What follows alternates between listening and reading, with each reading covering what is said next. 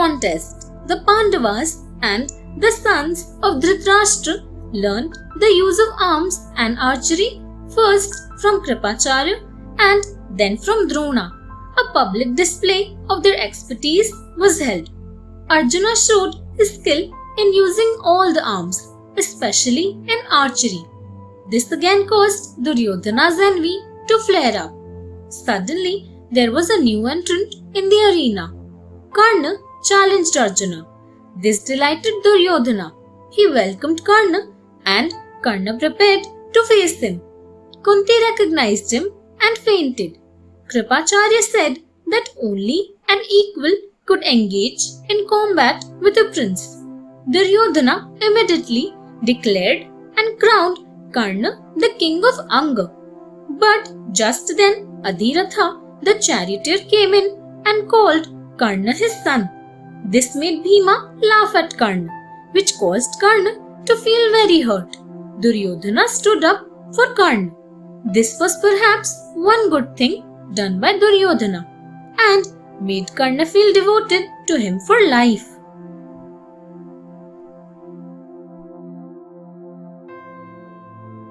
Guru Dakshina. Once the pupils were fully trained, it was time for Drona to ask for his Guru Dakshina, the right of the teacher to demand a payment from his students. Drona asked for the capture of his old enemy, King Drupada. The Pandavas carried out the mission successfully and presented Drupada as a captive before Drona, who took away half his kingdom. This made them equals, settling the old score between them. But it made Drupada very angry. Meanwhile, the courage and strength and the good qualities of the Pandavas were recognized by everyone in the kingdom.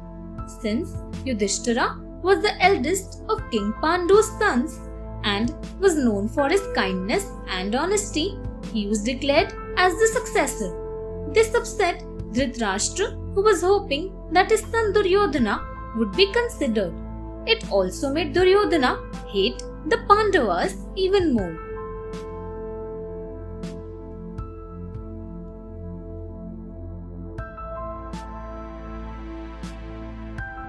The lacquered palace, Lakshagriha. Duryodhana envied Bhima's strength, Arjuna's skill, and the love of the people for Yudhishthira and the Pandavas. Dhritarashtra, blind and beguiled, favored Duryodhana even when he knew that what he said and did was wrong. Shakuni and Karna gave Duryodhana evil and bad advice. Duryodhana laid a plot with his brothers, maternal uncle Shakuni and Karna, to send the Pandavas to stay at Varnavata. He persuaded his father to talk to Kunti and the Pandavas to go there. He sent a minister, Purochana, in advance to get a palace specially built at Varnavata for them.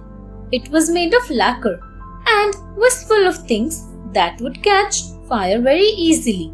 Vidura warned Yudhishthira in time and sent a miner to dig a secret underground passage for them to escape. And Yudhishthira told Kunti and his brother to act as if they had known nothing.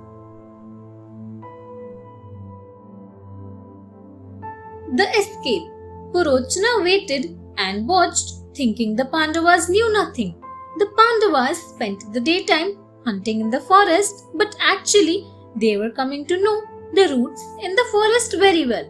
They kept watch at night. They watched for signs and knew when the time was right to act. Kunti gave a feast that night. Bhima set fire to the palace at midnight, and as the fire started, the Pandavas escaped through the hidden passage. Purochana died in the fire, along with some others. People collected and, thinking the Pandavas were dead, they mourned. The news reached Hastinapur, where a great show of sorrow was made, and the funeral rites of the Pandavas were carried out. They moved through the darkness, with Bhima and the others carrying Kunti when she was tired. They met Vyasa Muni on the way, and he consoled them and told them to go, disguised as Brahmanas, to Ekachakrapura, Thanks for watching. Do like, share, subscribe to Sahil Book House.